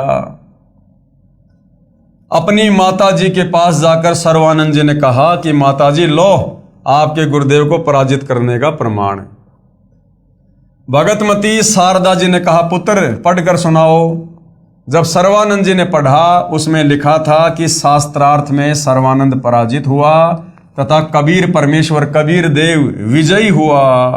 उल्टा हो गया मामला। सर्वानंद जी की माता जी ने कहा, पुत्र आप तो कह रहे थे कि मैं विजयी हुआ, तू तो हार कर आया है। महर्षि सर्वानंद जी ने कहा, माता जी मैं कई दिनों से लगातार शास्त्रार्थ में व्यस्त था, इसलिए निंद्रावश होकर मुझसे लिखने में गलती हो गई। फिर जाता हूं तथा सही लिख कर लाऊंगा। माता जी ने शर्त रखी थी कि विजयी होने का कोई लिखित प्रमाण देगा तो मैं मानूंगी, मौखिक नहीं। महर्षि सर्वानंद जी दोबारा गए तथा कहा कि कबीर साहब मेरे लिखने में कुछ गलती रह गई है, दोबारा लिखना पड़ेगा। साहिब कबीर जी ने कहा कि फिर लिख लो। सर्वानंद जी ने फिर लिखकर अंगूठा लगवाकर माता जी के पास आया तो फिर उल्टी बात हो गई। कहना चाह रहा था कि मैं विजयी हो गया और मुंह से बोला जा रहा है उसमें लिखा हुआ है कि सर्वानंद पराजित हुआ और कबीर साहिब विजयी हुए। कहा, माता जी मैं फिर जाता हूं। तीसरी बार लिख कर लाया तथा मकान में प्रवेश करने से पहले पढ़ा, ठीक लिखा था। सर्वानंद जी ने उस लेख से दृष्टि नहीं हटाई, यानी उस कागज पे निगाहें टिका के रखी कि हो क्या जाता है, तथा चलकर अपने मकान में प्रवेश करता हुआ कहने लगा कि माताजी सुनाओ। नजर कागज पर और कह रहा कि माताजी सुनाओ। ये कहकर पढ़ने लगा तो उसकी आंखों के सामने अक्षर बदल गए। तीसरी बार फिर यही प्रमाण लिखा गया कि शास्त्रार्थ में सर्वानंद पराजित यानी हार गया तथा कबीर साहिब विजयी हुए। सर्वानंद बोल नहीं पाया, आंखों के सामने अक्षर उछल उछल कर दूसरी जगह सेट हो रहे हैं। तब माता जी ने कहा, पुत्र बोलता क्यों नहीं, पढ़कर सुना क्या लिखा है। माता जानती थी कि नादान पुत्र पहाड़ से टकराने जा रहा है। माता जी ने सर्वानंद जी से कहा कि पुत्र परमेश्वर आए हैं, अरे भगवान आया हुआ है, जाकर चरणों में गिरकर अपनी गलती की क्षमा याचना कर ले। तथा उपदेश लेकर अपना जीवन सफल कर ले। सर्वानंद जी अपनी माता जी के चरणों में गिरकर रोने लगा तथा कहा, माता जी ये तो स्वयं भगवान आए हैं, आप मेरे साथ चलो, मुझे शर्म लगती है क्योंकि मैंने वाद विवाद बहुत ज्यादा कर दिया उनके साथ। सर्वानंद जी की माता अपने पुत्र को साथ लेकर भगवान कबीर के पास गई तथा सर्वानंद जी को भी कबीर परमेश्वर से उपदेश दिलाया। तब उस महर्षि कहलाने वाले नादान प्राणी का पूर्ण परमात्मा के चरणों में आने से ही उद्धार हुआ। पूर्ण ब्रह्म कबीर परमेश्वर कबीर देव ने कहा, सर्वानंद आपने अक्षर ज्ञान के आधार पर भी शास्त्रों को नहीं समझा, क्योंकि मेरी शरण में आए बिना ब्रह्म यानी ये काल किसी की बुद्धि को पूर्ण विकसित नहीं होने देता। अब फिर पढ़ो इन्हीं पवित्र वेदों व पवित्र गीता जी तथा पवित्र पुराणों को। अब आप ब्राह्मण हो गए हो। ब्राह्मण सोई जो ब्रह्म पहचाने, विद्वान वही है जो पूर्ण परमात्मा को पहचान ले, फिर अपना कल्याण करवाए। अब क्या कह रहे हैं गुरुदेव, आज से 550 वर्ष पहले यही पवित्र वेदों, पवित्र गीता जी व पवित्र पुराणों में लिखा ज्ञान कबीर परमात्मा यानी कबीर देव जी ने अपनी साधारण वाणी में, कबीर वाणी में दिया था, जो उस समय से तथा आज तक के महर्षियों ने व्याकरण त्रुटि युक्त भाषा कहकर पढ़ना भी आवश्यक नहीं समझा, तथा कहा कि कबीर तो अज्ञानी है, इसे अक्षर ज्ञान तो है ही नहीं, ये क्या जाने संस्कृत भाषा में लिखे शास्त्रों में छुपे गूढ़ रहस्यों को।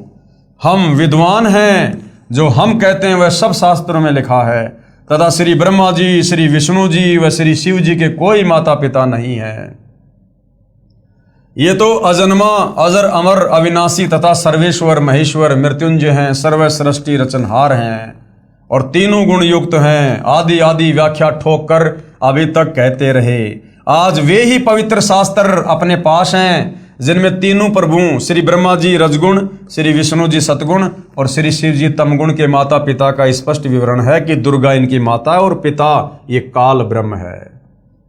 उस समय अपने पूर्वज अशिक्षित थे तथा शिक्षित वर्ग को शास्त्रों का पूर्ण ज्ञान नहीं था, फिर भी कबीर परमेश्वर यानी कबीर देव के द्वारा बताए सतज्ञान को जानबूझकर जुठला दिया कि कबीर झूठ कह रहा है।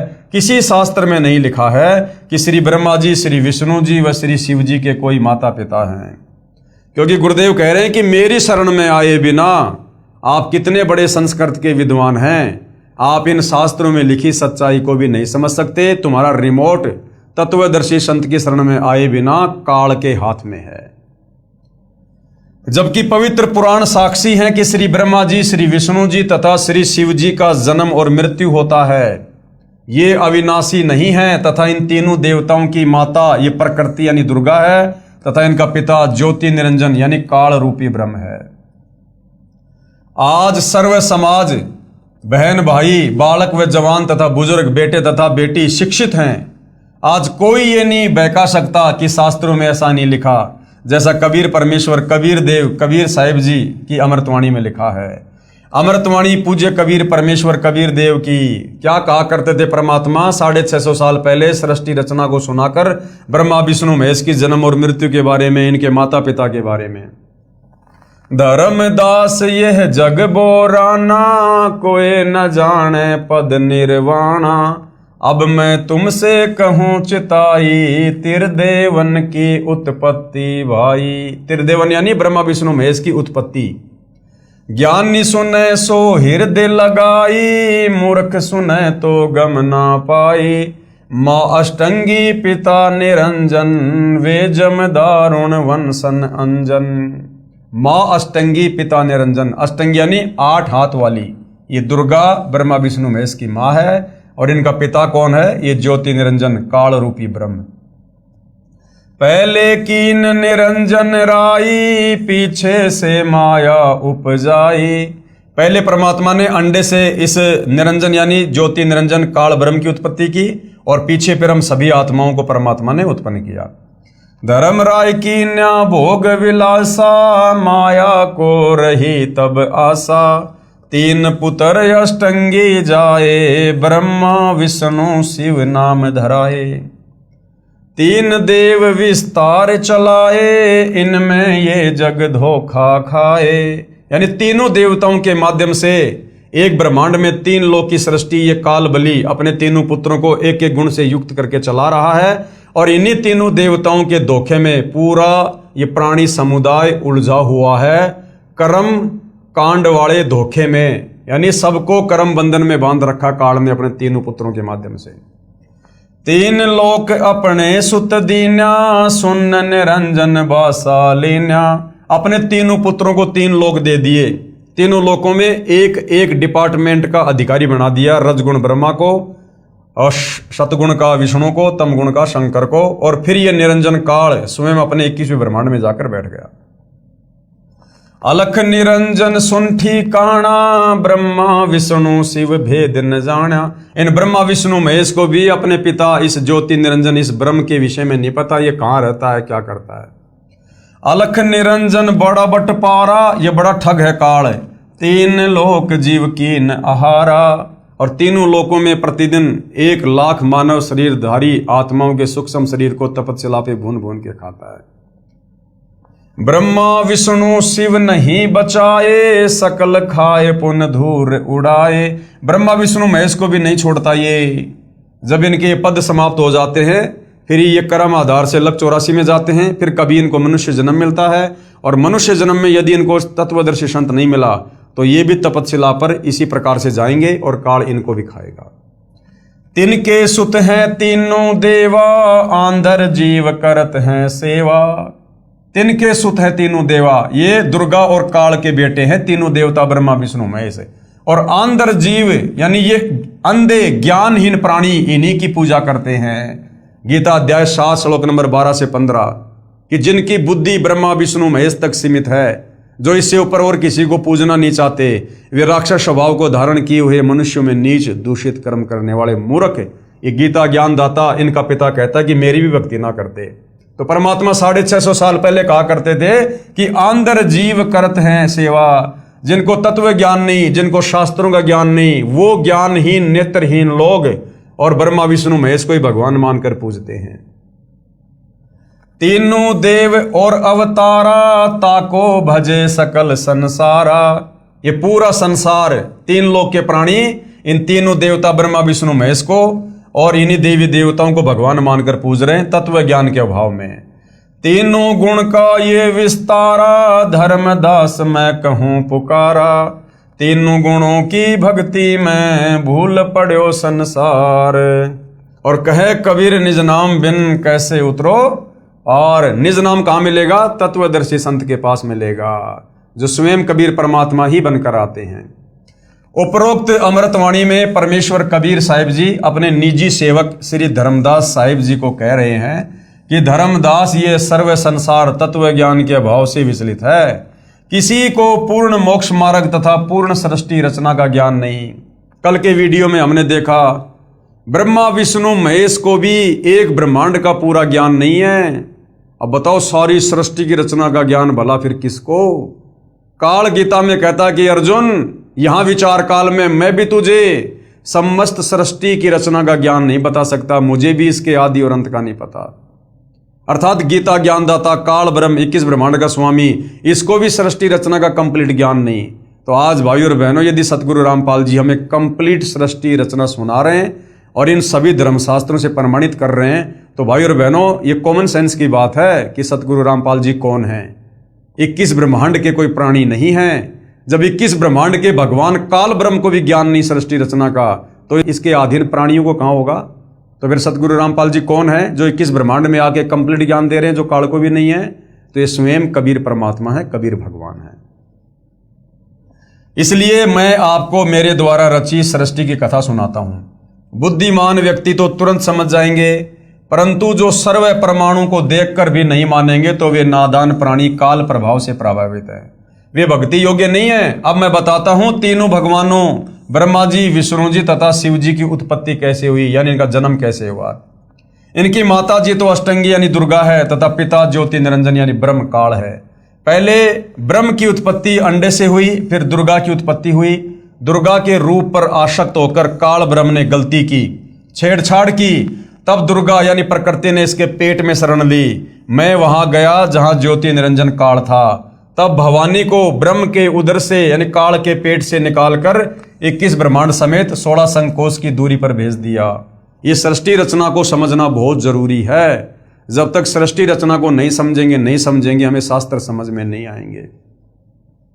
ज्योति निरंजन ने प्रकृति देवी यानी दुर्गा के साथ भोग विलास किया। इन दोनों के संयोग से तीनों गुणों श्री ब्रह्मा जी, श्री विष्णु जी तथा श्री शिव जी की उत्पत्ति हुई। इन्हीं तीनों गुणों रजगुण ब्रह्मा जी, सतगुण विष्णु जी, तमगुण शिव जी की ही साधना करके सभी प्राणी काल जाल में फंसे हैं। जब तक वास्तविक मंत्र नहीं मिलेगा पूर्ण मोक्ष कैसे होगा।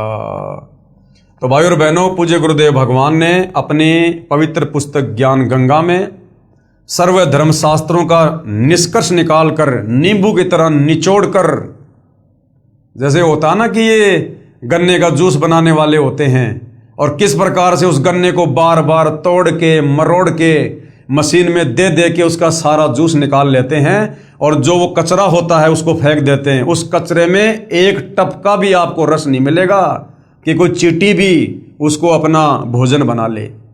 इसी प्रकार सतगुरु रामपाल जी ने गन्ने के छिलकों की तरह इन धर्म शास्त्रों का जो निष्कर्ष है, जो निचोड़ है, जो सार है, वो अपने सत्संगों में डाल दिया, अपने द्वारा लिखित ज्ञान गंगा जैसी पवित्र पुस्तकों में डाल दिया। अब इन पुस्तकों को पढ़े बिना, पूज्य गुरुदेव भगवान परमेश्वर रामपाल जी के सत्संगों को सुने बिना, और ये सुनने पड़ेंगे भाई और बहनों धैर्य के साथ, निष्पक्ष भाव से। आप भूल जाओ कि सतगुरु रामपाल जी के लिए लोग क्या कह रहे हैं, धर्मगुरु क्या कह रहे हैं, सतगुरु रामपाल जी किस जाति में हैं, किस धर्म में हैं, वो पढ़े लिखे हैं या नहीं है। भूल जाओ आप इन बातों को। ये परमात्मा के ऊपर कोई बात लागू नहीं होती है। परमात्मा सर्वज्ञ है, सर्वेश्वर है, महेश्वर है। उन्हें पढ़ने लिखने की जरूरत नहीं है। उन्हें किसी की भाषा समझने के लिए, किसी के मन की बात समझने के लिए उन्होंने कोई पढ़ाई लिखाई करने की जरूरत नहीं है। जिस परमेश्वर ने सर्व सृष्टि की रचना की है, सर्व प्राणियों की उत्पत्ति की है, 184 योनि में सर्व जीव जंतुओं की, पशु पक्षियों की उत्पत्ति की है, वो परमेश्वर तो उन पशु पक्षियों के मन की बात को भी जानता है, उनकी भाषा को भी समझता है। कहते हैं चींटी पायल बाजे पैर, साहिब सुनता है सब लहर। अंतर्यामी एक तुम आत्म के आधार, जो तुम छोड़ो हाथ तुम्हें कौन उतारे पार। तो भाई और बहनों, जब तक हम सतगुरु रामपाल जी के सत्संगों को निष्पक्ष होकर नहीं सुनेंगे या उनके द्वारा लिखित पुस्तकों को धैर्य से नहीं पढ़ेंगे, हम इस अनमोल मनुष्य जीवन को बर्बाद करके चले जाएंगे। और एक बार यदि ये मनुष्य जीवन हाथ से छूट गया, फिर हमारे हाथ में कुछ नहीं है।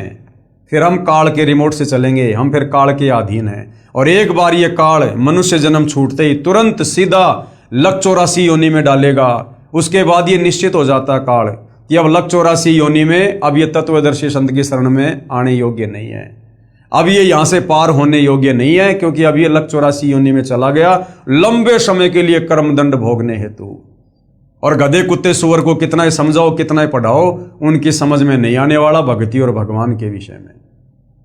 तो भाई और बहनों, ये जो काल है ये पैनी नजर रखकर इन जीवों पर इस समय विशेष तौर पर बैठा है, क्योंकि वर्तमान समय कलयुग की पिछली पीढ़ी का समय है। इस काल को भली भांति पता है कि मैंने ही कबीर परमात्मा जी से वचन लिया था कि 3 युगों में कम लेके जाना, चौथे युग कलयुग में जितने मर्जी ले जाना।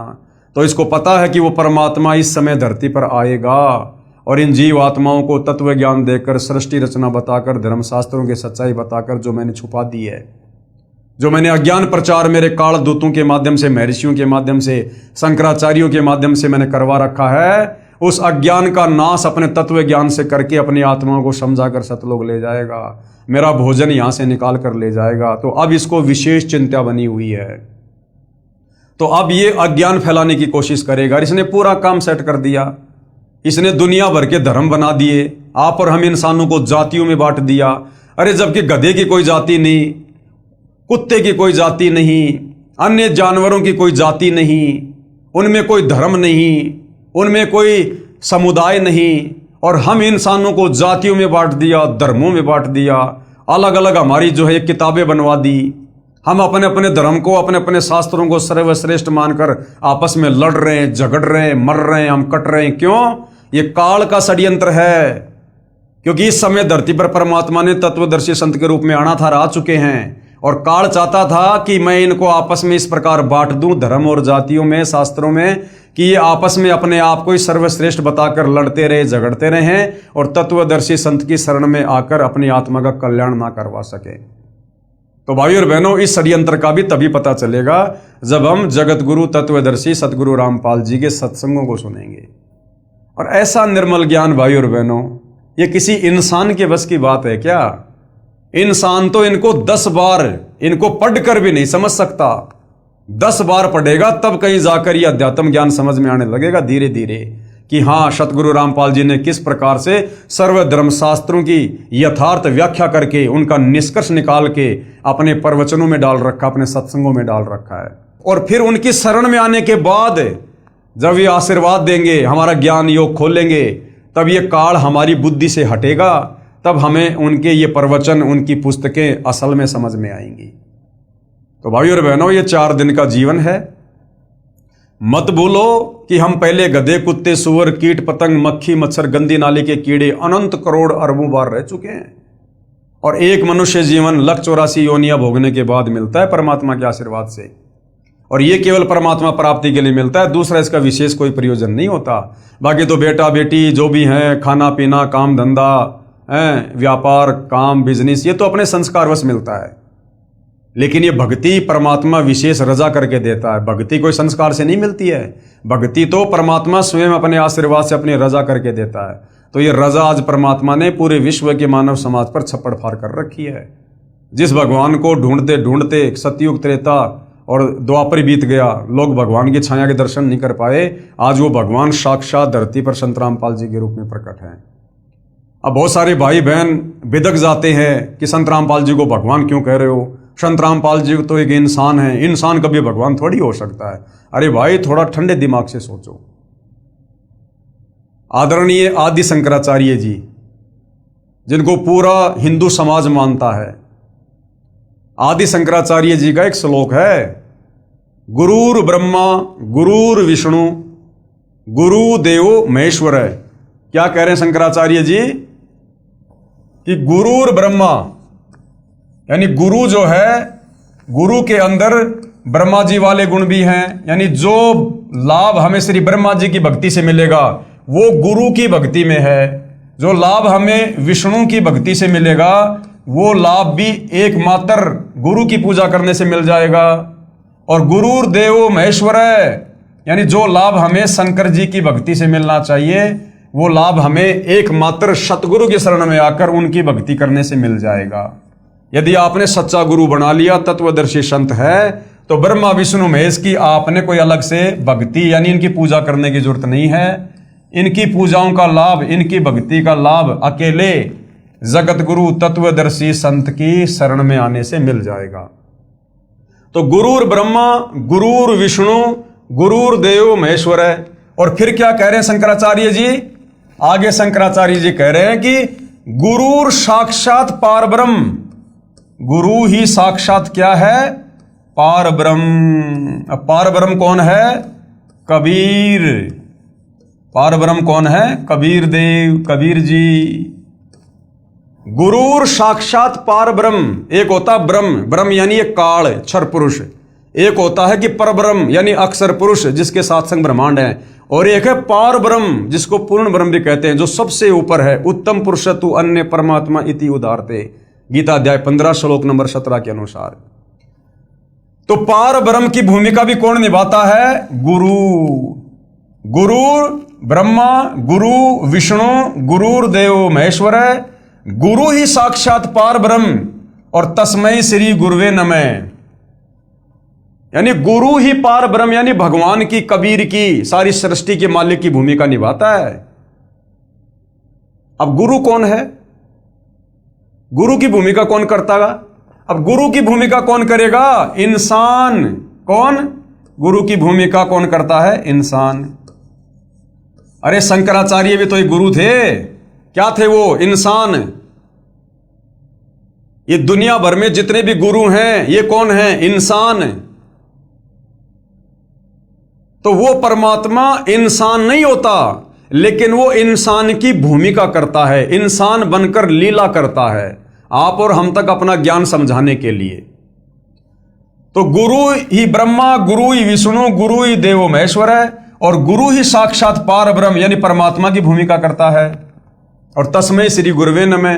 तो गुरु आएगा तो कैसा दिखेगा? इंसान जैसा दिखाई देगा, क्योंकि ज्ञान देने के लिए भगवान ने गुरु बनना पड़ता है। गुरु बिन ज्ञान नहीं।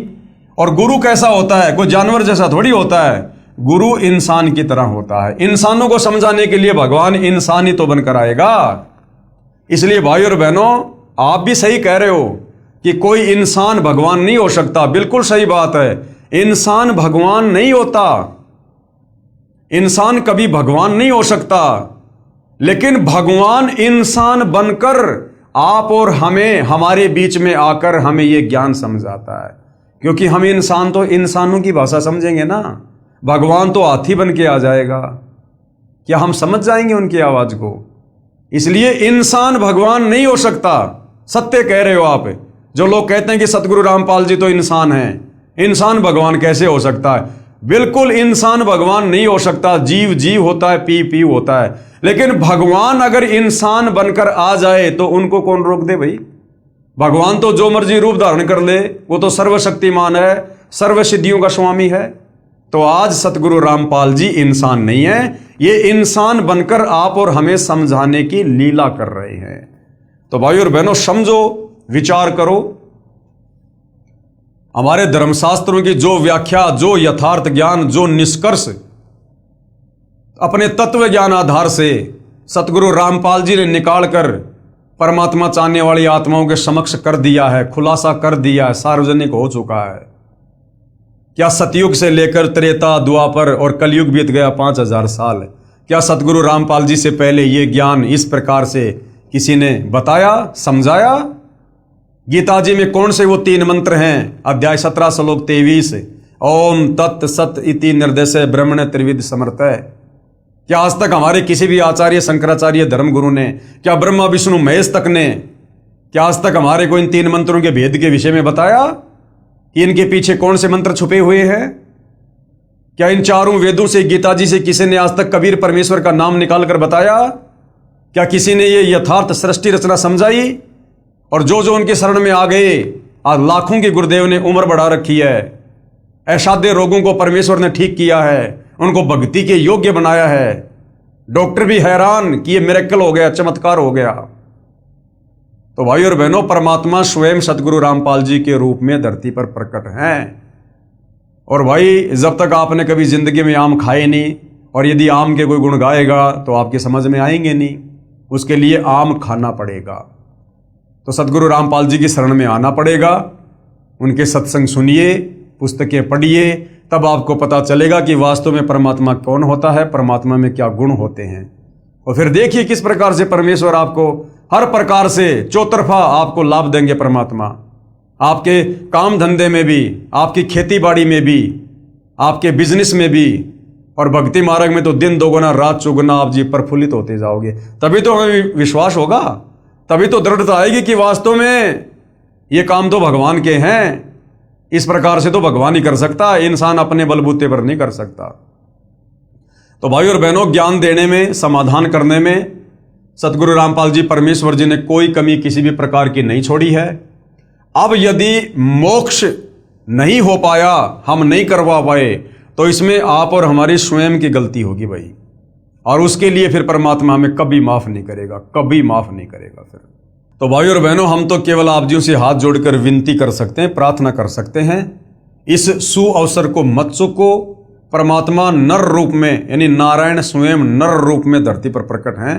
पहचान लो, पुस्तकें पढ़ लो, सत्संग सुन लो, अन्यथा ये 4 दिन का जीवन है, ये झूठा ठाठ बाट है, काल ने उलझा रखा है। कल को ये मटकी फूट जाएगी, शरीर छूट जाएगा, गधा कुत्ता बना के छोड़ देगा। रोटी के टुकड़े के लिए सुबह सुबह 50 घरों में घूमोगे, कोई जूत देगा, कोई लठ मारेगा, फिर खेत में जाके लैट्रिन गोबर खा के पेट भरना पड़ेगा।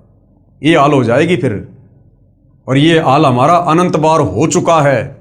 आज फिर दयालु परमात्मा ने मौका दिया मनुष्य जन्म देकर, क्योंकि मनुष्य शरीर में ही हम समझ सकते हैं, आत्मचिंतन कर सकते हैं, सलाह ले सकते हैं, सलाह दे सकते हैं, विचार विमर्श कर सकते हैं, भक्ति कर सकते हैं, शास्त्रों को समझ सकते हैं। ये विशेष बुद्धि अन्य योनियों में नहीं है, इस मनुष्य योनि को छोड़कर, क्योंकि ये मनुष्य योनि केवल परमात्मा प्राप्ति के लिए परमात्मा देता है। मानव जन्म दुर्लभ है, ये मिले ना बारंबार, जैसे पेड़ से पत्ता टूट जाए वापस नहीं लगता डार। और मानव जन्म पाए के जो नहीं रटे हरि नाम, जिसने भक्ति नहीं करी, बताओ फिर जैसे कुआं जल बिना फिर बनवाया क्या काम। तो भाई और बहनों, सोचो समझो विचार करो, बहुत भयंकर सुअवसर है। अगर चूक गए तो फिर दंड भी बहुत भयंकर है, बहुत भयंकर। तो खाली विनती कर सकते, प्रार्थना कर सकते हैं। आज परमपिता परमेश्वर जी के आशीर्वाद से इस पवित्र ज्ञान गंगा पुस्तक के ऊपर वीडियो बनाने की श्रृंखला समाप्त हो रही है। इसके बाद कुछ भगत आत्माओं के इंटरव्यू हैं जो उन्होंने सतगुरु रामपाल जी से उपदेश प्राप्त करने के बाद भक्तों के साथ में शेयर किए हैं कि हम किस प्रकार से दुखी थे, परेशान थे, शरीर से, परिवार से, तीन ताप के कष्टों से, अपने भाग्य से, कर्मदंड से। और जैसे सतगुरु रामपाल जी की शरण में आए, आज परमेश्वर जी के आशीर्वाद से वो 16 आने स्वस्थ हैं और तन मन से परमेश्वर की भक्ति में लगे हुए हैं। तो भाई और बहनों, परमात्मा किसी का रिश्तेदार नहीं है, ये समदृष्टि है। जो इनकी मर्यादाओं में रहकर, इनके वचन में रहकर इनकी भक्ति करेगा, उन सबको परमेश्वर इसी प्रकार से स्वस्थ करते हैं और माला माल करते हैं। तो भाई और बहनों, जो प्रारब्ध के कष्ट हैं, तीन ताप के जो कष्ट हैं, उनको कोई डॉक्टर नहीं काट सकता, कोई साइंटिस्ट नहीं काट सकता, कोई जंत्र मंत्र करने वाला समाप्त नहीं कर सकता। उनको तो कबीर परमात्मा स्वयं ही धरती पर संत रूप में प्रकट होकर अपने विशेष आशीर्वाद से, भक्ति देकर अपने आशीर्वाद से काटते हैं, दूसरा कोई तरीका नहीं। और आने वाला समय दुनिया के पाप कर्म उजागर होने का समय है, भयंकर कष्टों का दौर है। अभी हम युग परिवर्तन के दौर में हैं। 2028 युग परिवर्तन का निश्चित समय है और युग परिवर्तन प्रकृति का अटल सिद्धांत है। और समय रहते यदि हम सतगुरु रामपाल जी की शरण में नहीं आए तो आने वाले समय में भयंकर रूप से पीड़ाओं के साथ अपना प्रारब्ध भोगेंगे, कोई बचा नहीं पाएगा फिर। और जितना लेट सतगुरु रामपाल जी की शरण में आओगे, उतनी लेट उस दरबार में फिर आपकी सुनवाई होगी, उतनी ही लेट। तो समझदार को संकेत ही काफ़ी होता है। तो भाई और बहनों, कल हम गुरुदेव भगवान के आशीर्वाद से फिर सेवा में हाजिर होंगे और उन तमाम भगत भाई बहनों के इंटरव्यू हम पढ़ेंगे जो परमेश्वर की शरण में आने से पहले महादुखी थे और गुरुदेव की शरण में आने के बाद किस प्रकार से वो घर आज खुशी से झूम रहे हैं। साथ में परमात्मा मिल गया, भक्ति मिल गई और आत्म कल्याण के मार्ग पर लगे हुए हैं। तो आज के वीडियो में केवल इतना ही। पूज्य गुरुदेव भगवान हम सबको आज्ञा दें, आशीर्वाद दें, सद्बुद्धि दें, हमारा मार्गदर्शन करें, हमें भ्रमने भटकने से बचाएं। बंदी छोड़ सतगुरु रामपाल जी परमेश्वर जी की जय हो।